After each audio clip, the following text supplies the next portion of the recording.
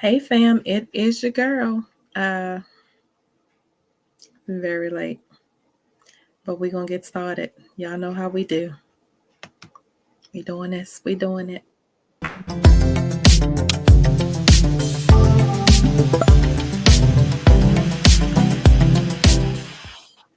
Yes. Subscribe to the YouTube channel, honey, please, and thank you. Go on over there. Reflections Choosing Me Guilt Free. It is Reflections CMGF. I want to thank each and every one of everybody else who has already subscribed to the YouTube channel, who my new followers here on the book, here on YouTube, on the gram. Thank you, boo. Look, on the TikTok. Thank you. Look, on the TikTok. Thank you, boo. Thank you for showing your girl some love and giving me a little follow. Follow. You can go this year. Good news. Blessings. Yes. That's how I'm feeling. I'm feeling grateful for each and every person. Y'all, it is May, honey. It is the month of May. It is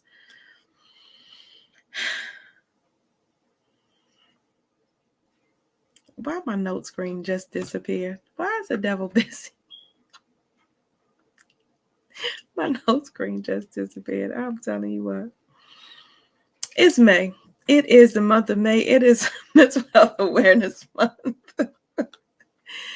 Oh my gosh. It's Mental Health Awareness Month, y'all. From May the 1st to May the 31st, it is Mental Health Awareness Month. Why is it important? It is important because there are 1 in 5 people suffering. And if I didn't say this before, and I don't think that I did, it is 1 in 4. It's estimated that 1 in 4 people, if you are not now, will suffer from a mental health illness or disorder in their lifetime.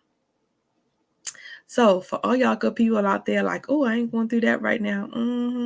Yeah, that was me some years back. I didn't know what it was. I didn't know. And on this side. So guess what? Just because you're not today, honey, be grateful.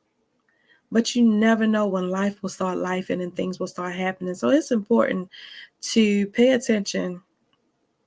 And I'm just trying to get my note back.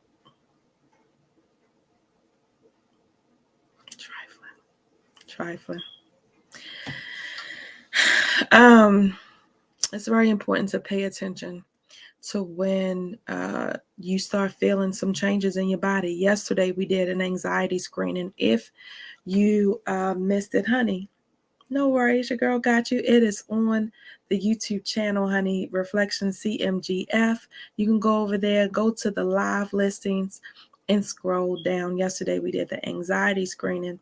All month long, we are talking very intimately about mental health. Why? Because your girl has suffered in silence for a long time, too long. I had no idea. When I did come up out of the darkness and the valley that I was in, I had spiraled into depression, anxiety. I started having panic attacks after my big mama and my stepfather passed away back in 2015. There is a stigma that is associated with everything. And then, Lord forbid, if you're a Christian, I mean, I'm just saying, have you heard you can't have depression, anxiety? You shouldn't be having panic attacks if you really believe in God. Have you heard that? It's a whole big to-do. And so you have pastors that are committing suicide at alarming rates, right? They're up there, one of the number one people that commit suicide. Why? Under the pressure, the stress, the stigma that is associated. How dare they say something is wrong, that they don't feel okay today. They haven't been feeling okay today. They're pouring. It happens to most people. I call us the helper bees of the world. It happens to the people that are generally helping everyone else, and you tend to neglect yourself. I ain't gonna get in your business. I ain't even tell you who I am, but y'all know who I am out in these internet streets. It's your girl, Michelle Allen Franklin.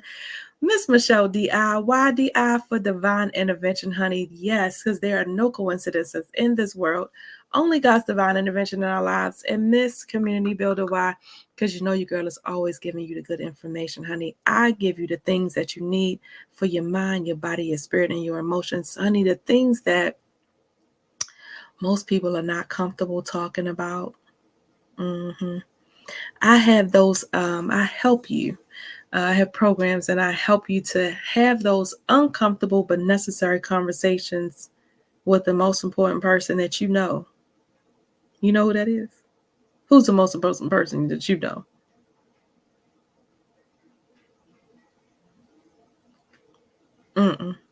No, try again. It's you, boo. You are the most important person. Put you on the list. That is part of the problem. We don't even have ourselves on the list. I know you said your mama, your children, your grandma, your big mama, your dad, everybody, right? Your brother, sister, uncle, cousins. Everybody else is on the list except for you. You are the most important person that you know, honey. You have to put yourself on the list. That's part of the problem. I call us, again, the helper bees of the world, those that take care of everyone else and neglect ourselves. Okay, tonight we are talking panic attacks. Oh, man. Give me 1 second. When I had an assistant, y'all, it was so much nicer. I'm not complaining. Life goes on. I've had people and I've interviewed people understand. I think sometimes we get so desperate in our situation and needing help with people that you just kind of take help from anywhere and anything. And you just really can't do that. I'm very strategic about who I choose to work with and who I bring on to work with on a daily basis, because the way that I work, we meet daily often, right? And so I have my people to take a test. And so it's taken a little bit longer. I've interviewed a couple of people, but they were nice, but nope, didn't quite fit. And so I'm being patient and I'm waiting for help. So in the meantime, if you go back and watch something and it doesn't flow right, my purpose and my goal is to get you the information. The editing is not a priority for me at this point. It will be edited and it'll be nice and smooth and some other things. And it might look like some stuff that I did in the beginning when I had an assistant.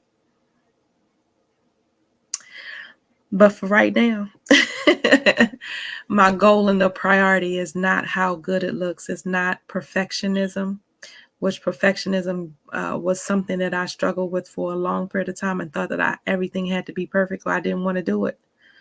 I have a video on the Reflection Choosing Me Guilt Free under the podcast. It is under demonic entities. It's called unworthiness. Did you know this? Perfectionism was a sign of unworthiness. Going over there and check it out. I'm telling you, your girl be giving you the information, honey. Y'all think I'll be playing. Y'all don't want the smoke. Look, y'all don't want the smoke. You think you know, but you don't know. Listen, I'm giving you the things that you need, honey, for your mind, your body, your spirit, and your emotions. I'm just saying. If I can get these notes right, give me a second. Okay. Why?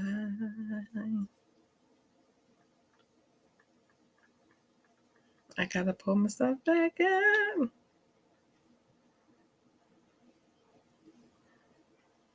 Okay. I'm sorry. I did all this. I didn't save it. That's what I didn't do, is I didn't save my notes. I should have saved my notes. I didn't save it. Okay. And then I got the nerve that somebody always texts me treatment. Okay. Here we go. Now, why am I talking about this? Thank you for your patience. It's late. Your girl is tired, but I need to get on here and give y'all this information. My goal is to come on at least once a day or to post something. And I feel like the days are on fast forward. Nevertheless, here we go. What is a panic attack? Panic attack, I like to give you just, an official definition. So,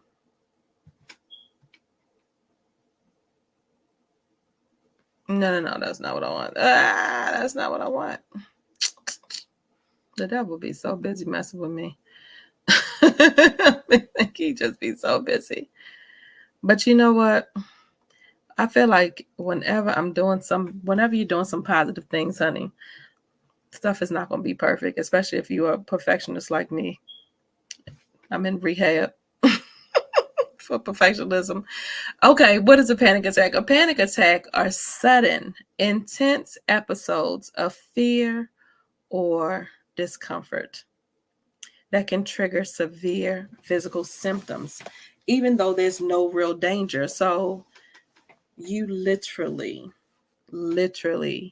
feel like somebody is choking you. You can feel like you're underwater. You can feel like all of a sudden you can't breathe and you can't catch your breath.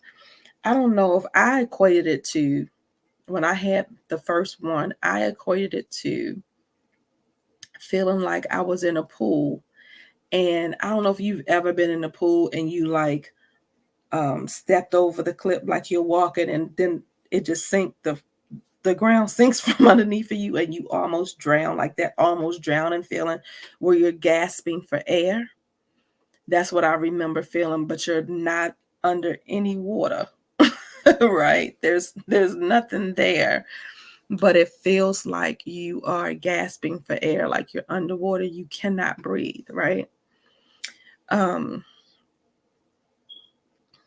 So common symptoms are racing heartbeat, shortness of breath, chest pain, dizziness, sweating, trembling. They all mimic a heart attack. So you literally feel like you're having a heart attack. And when you go to get checked out for it, like if you do like I did the first time and go to the emergency room, like they check your heart first. They think you're having a heart attack because it's all very symptomatic of a heart attack: dizziness, sweating, chest pain, trembling, right? Feeling like impending doom because you can't breathe. You cannot quite catch your breath. And so it says they literally last for a few minutes, can be very distressing, and can occur just out of the blue. This is the part that is so scary, and I'm going to share with y'all what happened the first time I had a panic attack. So we're talking Big Mama passed away Father's Day, the day after Father's Day 2015. My stepdad passed away 3 months later, September the 15th, right? Or 2.5, or however really you want to count it. And the first holiday that came up was what? Thanksgiving. So it was the Monday of the week of Thanksgiving. Thanksgiving was Thursday, and it was that Monday. And school was out. So I dropped baby girl off at the YMCA at the little daycare joint, right? And I get in the car and I'm driving. Now, mind you, in my head and to this day, I don't remember thinking at that moment about anything, right? I can't really say that I was worried about anything at that moment. But I get into my car, I pull out of the YMCA, I get to the light, and all of a sudden, it just hit me.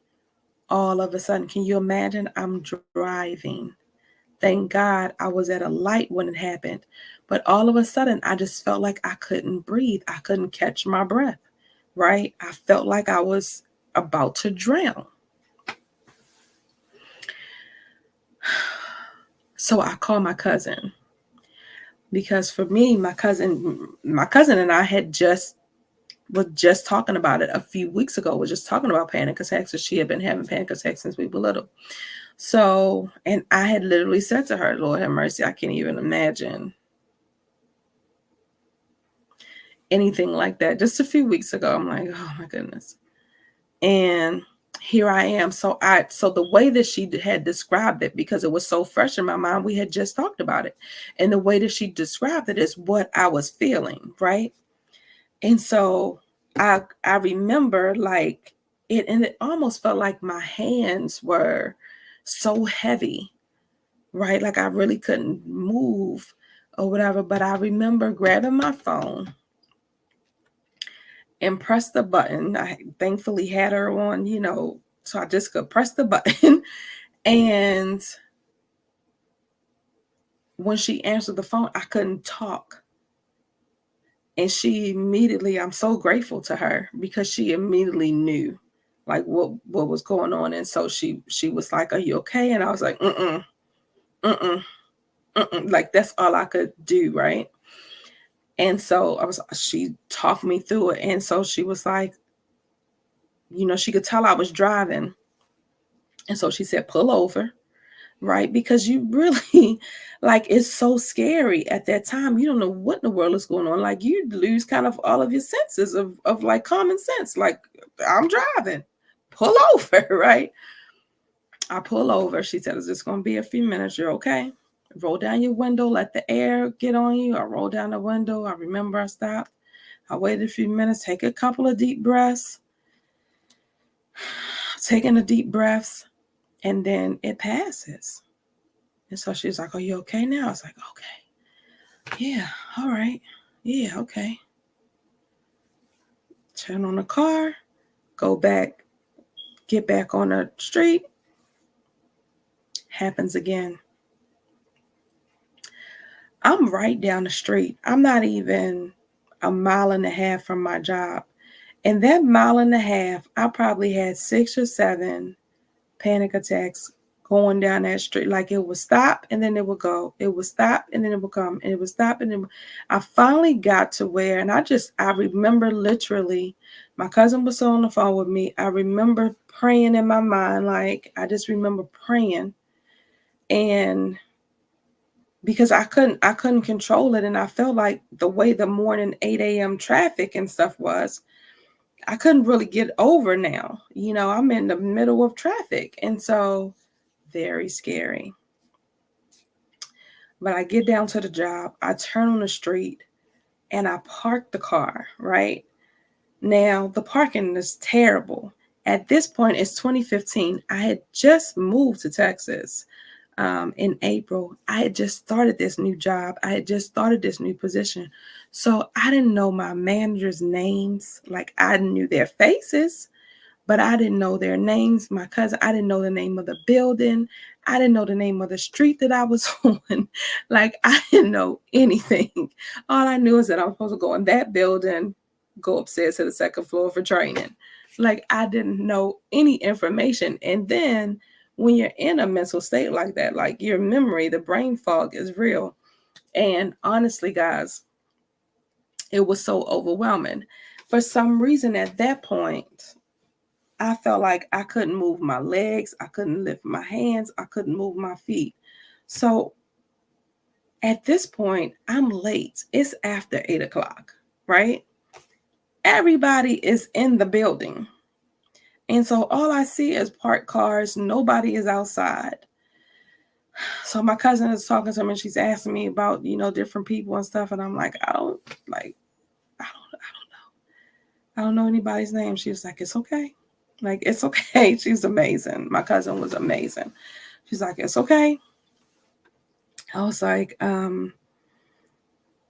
look over and I felt like I couldn't all the way move my neck. I remember looking over and I saw one of the ladies that I was actually training with. She was running late for work. Oh, God's timing is everything. So I look over and I knew her name. Her name is Miss Angie. She's still over there. Angela Pettigrew is my angel. She was my angel that day. I said, "Miss Angie, Miss Angie." Like I couldn't talk. I couldn't project, right? So she finally hears me. She comes over. "Baby, are you okay?" I was like, "No, ma'am. No, ma'am. I'm not okay. I'm not okay." And so she goes and gets help. And they call 911.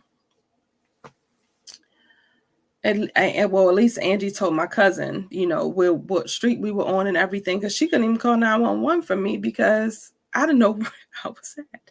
I didn't know the name of the street. I didn't know where I was at. It was terrible.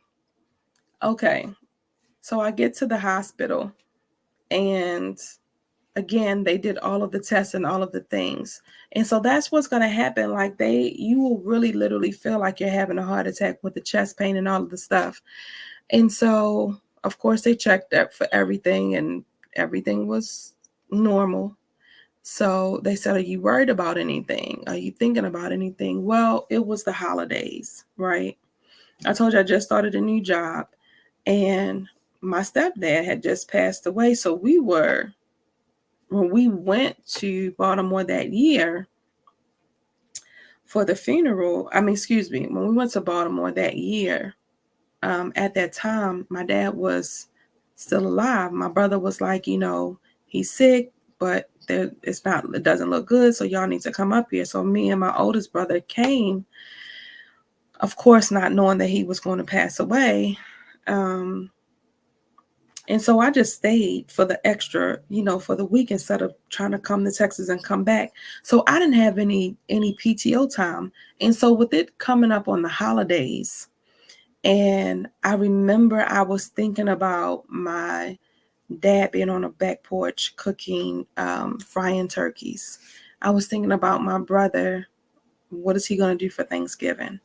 I think it was more so than I think. I know for sure. It was the thought of that, my brother being there, my dad not being there, and what was that going to look like? And then I felt an overwhelming feeling of guilt that I wasn't going to be able to be there for my brother for Thanksgiving, that I wasn't going to be able to come home and at least, try to comfort in some kind of way. And that consumes me, right? That was a trigger. So in these panic attacks, the biggest thing that I know now that I didn't know then is knowing what your triggers are, right? So what is a trigger? A trigger is something that sets off a very specific reaction or response in someone, right? So it is, in the context of mental health, it is associated with experiences, situations, something that brings up emotional distress, or, of course, anxiety, PTSD, depression, like all of those are triggers, right? So it can be a certain place, it can be an event, it could be a smell, it could be a thought, it could be a memory, it could be a sensation.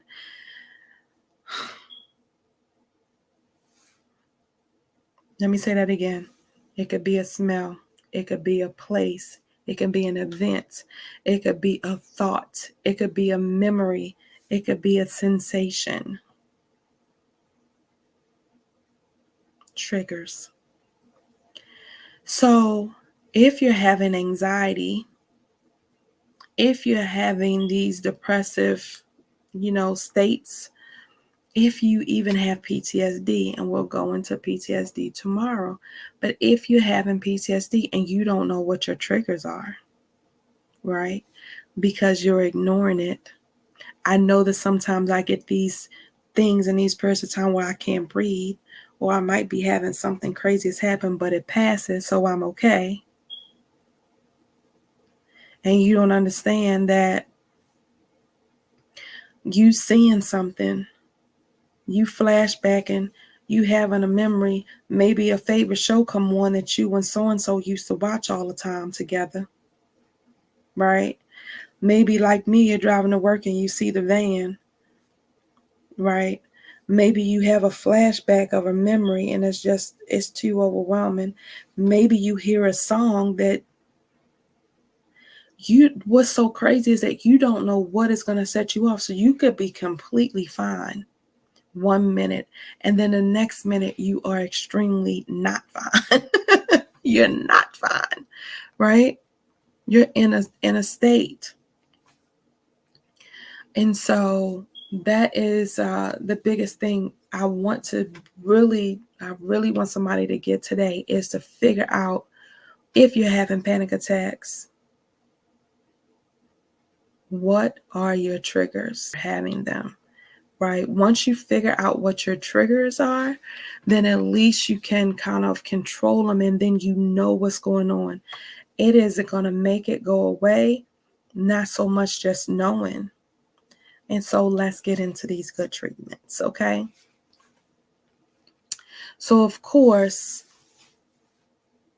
at that point, you may need medication, okay? Again, like we talked, and we talk every time about any and every mental health situation, everybody's body is different. Everyone's situation is different. Sometimes you can go the natural route. Sometimes you can do the diet, exercise, meditation, mental health, all of the things route, right? And then sometimes you need some medication. Okay, so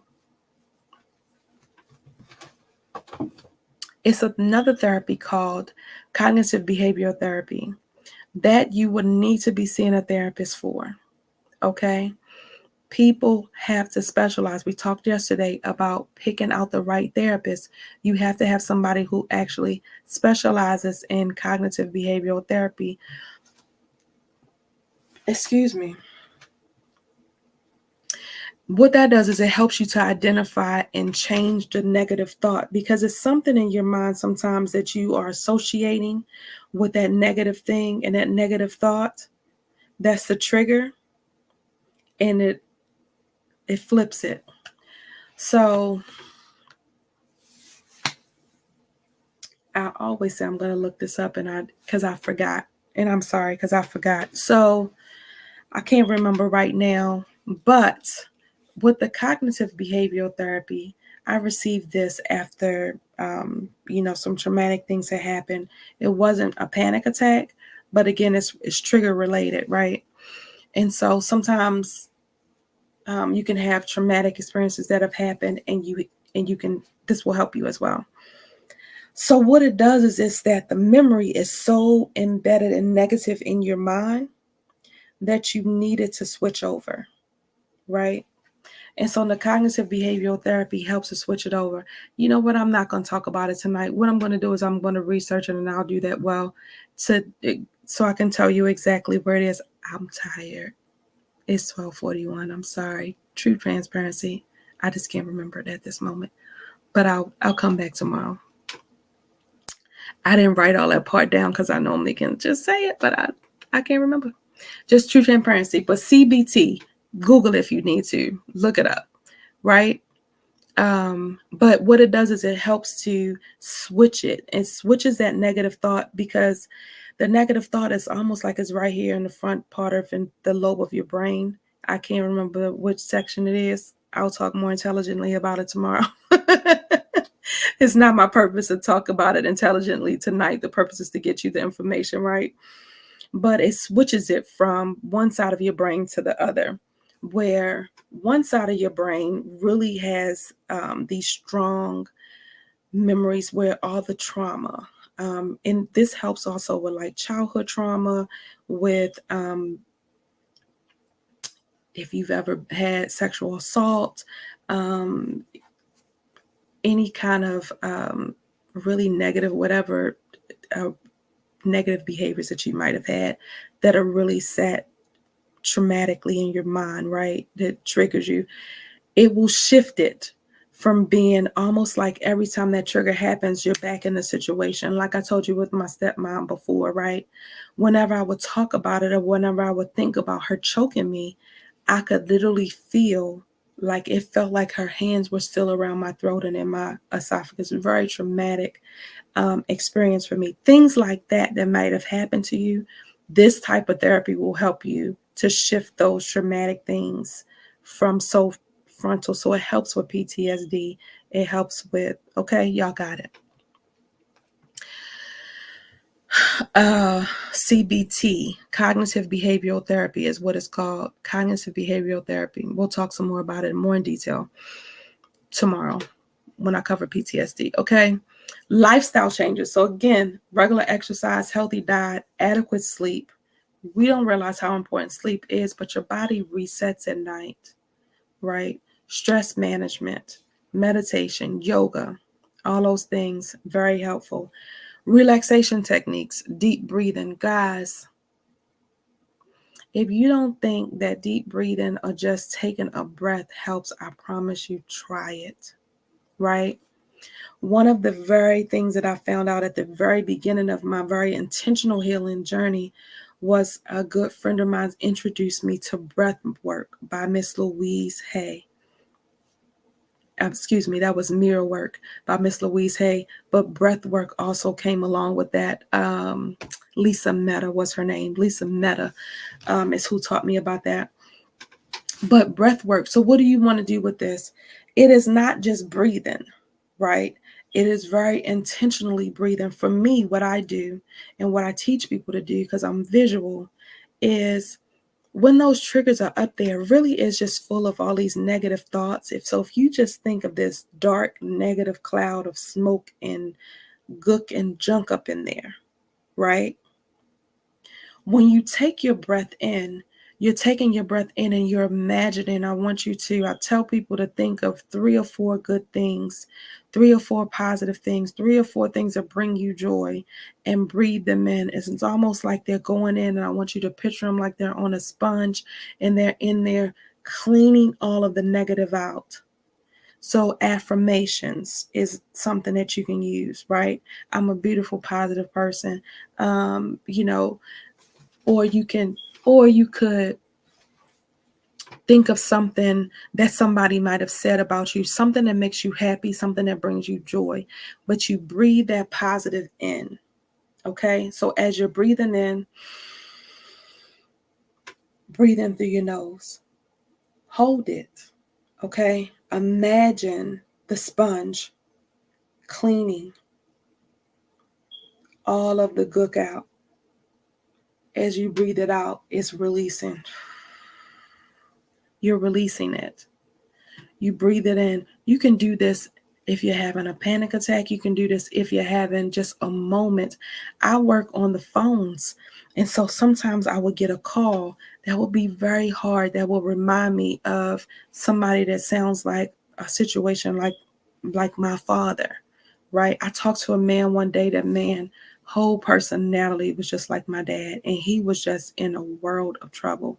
I talked to that man for a good 25-30 minutes, and when I hung up the phone, he reminded me of my dad so much it overwhelmed me with sadness for him, because he didn't have anybody. He was lonely, you know. And by the time we finished talking, he was laughing and smiling and everything, and we were joking around and everything, and he was so much better. But I was like, oh my goodness, I had to take a break. Emotionally, it was just heavy for me.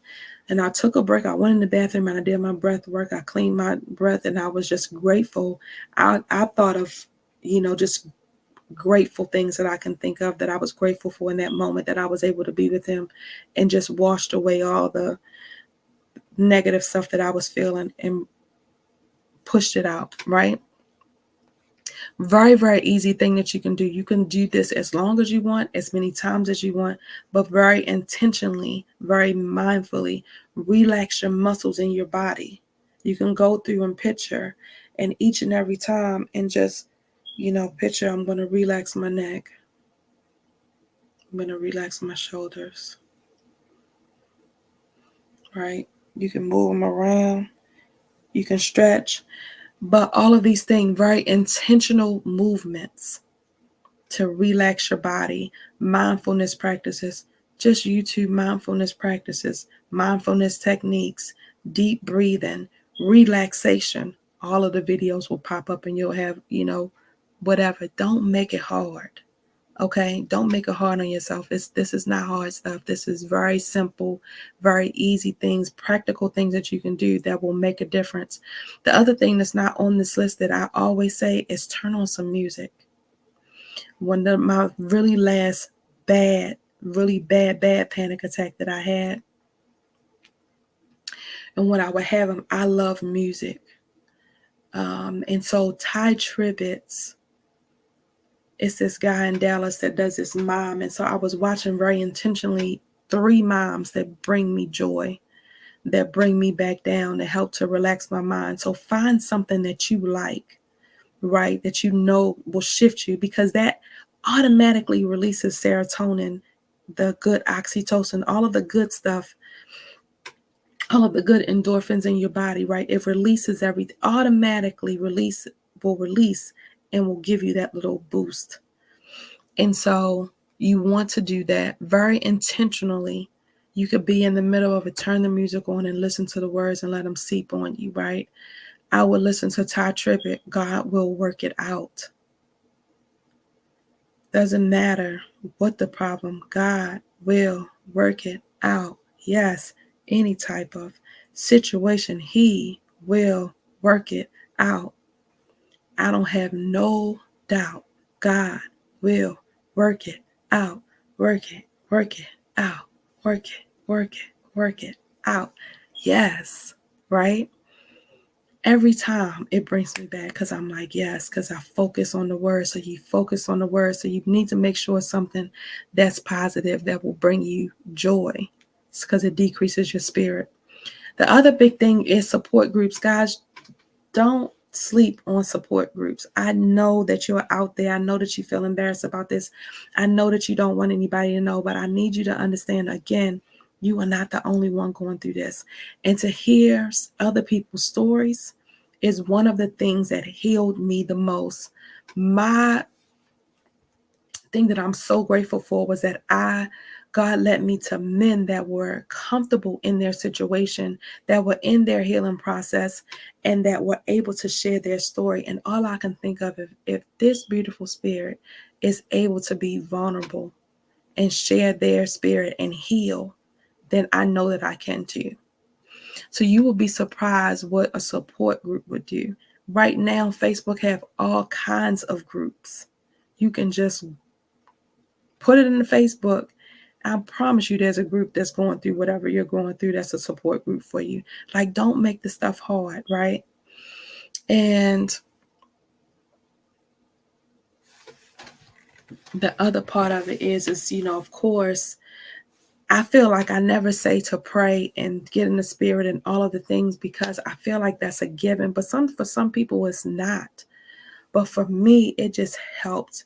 I would get a playlist every morning because I was having the panic attacks in the morning. So I had to come up with a morning routine. I had to be very intentional. You have to be very intentional about your time, right? And so I had to be very intentional. So as soon as I woke up, I pressed my button for my playlist. Because once you put some positive into the atmosphere, especially if your house is just quiet, we are energetic beings having a human experience. Yes, the music is energy. And so as soon as you wake up and you hear that music, it's going to make a difference. I would start with the Clark sisters. I had a whole playlist. I would start with all of the stuff that makes me happy. I'm singing to top of my lungs. Get in the shower, right? Another thing I do is I get in the shower and I just imagine it's all this gook on me. And I just, when I'm washing, as everything, whatever it is going down the drain, I'm imagining all this. I'm starting fresh. I'm starting new. I don't know what this gook is that's on me right now, but no, you will be so surprised at how good you feel afterwards. These are simple little things that you can do that will help you. If you're having panic attacks, the other thing, of course, you want to definitely go and make sure that it's not a heart attack. Don't assume that it's a panic attack. But the reason that you will know is that typically it'll stop. Typically, there's not really a reason for it. It literally comes out of the blue by what those triggers. So the number one thing that you can do for yourself is you need to get honest with yourself. You need to figure this out. Take a minute and think about it. What are my triggers? When is this happening? If you need to keep a notepad and take notes, because the brain fog does come. So sometimes you really can't remember, right? So if you need to write down, what was going on or what was happening, what am I really worried about? Because some people, you will sit up and you'll say, what's wrong? I remember my cousin said, what's wrong? I was like, nothing. Like, I don't know what it is. But it was the week of Thanksgiving. So know if a holiday is coming, right? If a holiday is coming, if the anniversary of a death is coming, if somebody's birthday is coming, right? Mother's Day, Father's Day, like all of these type of things, something that associates your mind back to the person, the place, the thing, whatever it is that's bothering you, that is the trigger. And so what can I do now that I know that a birthday is coming? A Mother's Day is coming. Every year, I would just around 2 weeks before Father's Day, because that's when Big Mom, it would start Father's Day and it would go all the way through till October. And then the holidays will come. I would feel good for a couple weeks, and then the holidays will come and I'm back down again. I didn't know what was going on and why I was feeling. I just knew I didn't feel myself. But you still, what are we doing? Going and being and doing. So you have to take a minute to get intentional. So if you know that you've had a loss, prepare for it, right? I tell people to start to celebrate, especially if it's grief, to start to celebrate that person, to start to acknowledge, to start talking to that person, to look for these little signs. We're also going to talk this month, and I'll go into it a little bit more. But after my stepfather passed, I start seeing this red bird, right? So I say pay attention to the little signs. If one of your triggers has to do with grief, pay attention to the little signs. I saw this little red bird. Every time I'm having a bad day, I'll see the red bird. Every time I'm thinking about, is this the right decision? Should I be doing this or should I not? If it's something I'm supposed to do, the red bird will cross my path. And I say, okay, thanks, Dad. Right? Looking for the little signs. When we are so busy going and being and doing and rushing through life, you miss the little things. Take a minute to ground yourself. Go to a park. It's about to get warm. Take your shoes off and put your feet to the ground. This is scientifically based. It's called grounding. Google it, right? The earth and the ions from the earth, because again, we are energetic beings having a human experience. Put your feet to the earth and breathe. Take a minute. We're so busy rushing through life. There's no way 10 years ago I would have been like, go to the park and do what? I ain't got time for that. I gotta go to work. Right? We don't have time. We don't take the time, and everything sounds so crazy. But this is all scientifically based things, natural things that you can do that I promise you will help you. I go to the park.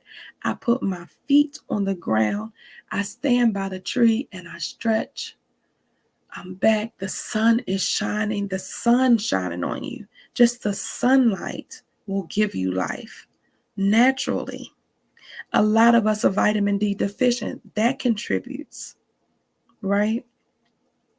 You need the sunlight. If you're always working, if you're always going and doing something, or if you're always in the house, when are you getting the natural? If you're running outside just to get in your car and then run into the next building, right? We have to be slow down and get intentional about our healing, get intentional about our life, get intentional about these little signs. So you have to pay attention, or you will continue to suffer, and it's not necessary. Again, you don't have to suffer in silence. I just need you to understand and know that you don't have to suffer in silence. That is the biggest lesson I need you to take from this. And we're going to be talking all this month about something that relates to your mental health as it relates to depression, anxiety, PTSD, and panic attacks. Next week, we're going to be talking about relationships, okay? Because one thing that I know for sure is that relationships affect your mental health. Whether you're in a good relationship, you just broke up, divorce, the relationship with yourself, like all of the things affect your mental status, right? being in love with somebody and then all of a sudden they're a stranger now. It's going to affect your mental health. Yes. So it's your girl, Michelle Franklin. We are, hey, Miss Jean. Happy birthday. Happy birthday, my favorite patient. We are talking all this month on mental health awareness from May the 1st to May the 31st. So again, if I'm not live, I will be posting. But if you haven't seen a post, then know that I plan on coming on live. So I don't have a time because, again, these days are going by so crazy. So please turn your notification on. Head on over to the YouTube channel. Follow your girl. It is all kind of good information over there. Reflections Choosing Me Guilt-Free. That is Reflections Choosing Me Guilt-Free. So it's CMGF. Follow your girl over there on the YouTube channel. We did this last year. It is a series over there called Faith Walk. Very much inspired last year after my nephew passed away to help with the hopelessness that I was feeling was in the world. And so I'm just doing my part. There are 8 billion people in the world. So what I feel like is that, again, not all 8 billion people are going to see my live. Not all 8 billion people are going to go to my YouTube channel. But if you are here, and if you are seeing this message, then that means it's for you, or if it's for somebody that you know and love. And so please share. And again, 1 in 4 people in this world, if you're not suffering right now, you may later. So save it, because you never know when you might need it. I pray that you don't, but if you do, I'm glad you'll have the information. All right. It is late, my good people. I am going to see y'all tomorrow. We're going to be talking about PTSD tomorrow. What is it? I will go back a little bit into more detail about the cognitive behavioral therapy tomorrow, and I'll tell you a little bit more about my experience with that as well. I believe, honey, some people are very embarrassed to talk about the things that they talk about, but things that they have been through. But I believe God is not a just because God. He's not. I believe that Romans 8:28, all things are working together for the good of those who love the Lord and are called according to his purpose, right? And so all things are working together. So that means the good, the bad, and the crazy. We can get stuck in the crazy. And so what I do is try to help you to understand the crazy, try to help you to process it a different way. So if you need some help or you need to inbox me, please do that. I'm available. There is my link tree is there. It's in the comment section, and it's available on the YouTube channel, all of my information. So if you need to contact me, then please do. We do depression screening. We did the anxiety screening yesterday, but if you need a personal screening, we can do that as well. And then I help you to get resources if you're feeling a little bit overwhelmed with that. 988 is the National Mental Health Resource for anywhere in the United States. It will give you resources. They ask you what they ask you what your zip code is, and then they will give you the resources that is available in your area. So if you need to use that, I also had someone tonight that needed like some help with housing and different things like that. So you can also call 211 to help in your city. That is also a national resource. It used to be 411, like on the East Coast. So if you're a little bit higher up, it may be 411. Down here in the South, I know for sure it's 211. And so one of the two, you should be able to get your local resources. That's stuff like if you're in an abusive relationship and you need to get out, if you need to know where a homeless shelter is, if you need to know where a food bank is, if you need to apply for food stamps, if you need help with your rent, if you need help with your utilities, all these things affect your mental health, right? And so utilize the resources. You may not always be in a situation. Some people feel very guilty and feel ashamed of where they are in life. lives, right? So don't ever feel ashamed about where you are, because again, you are not alone. We all need some help sometimes, and that is okay. I just need you to know that is okay. All right, my family. I will see y'all tomorrow. Y'all have a good one. Thanks for watching.